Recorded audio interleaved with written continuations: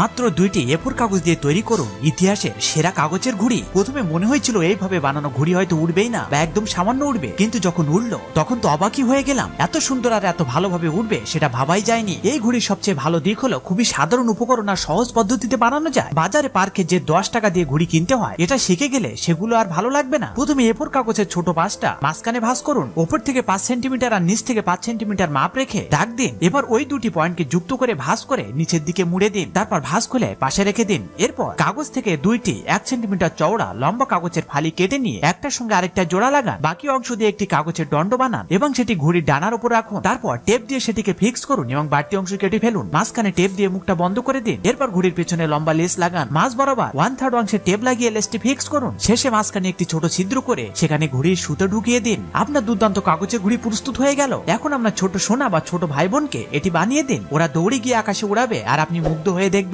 এখন কিছু like subscribe পাওয়া যাবে কি?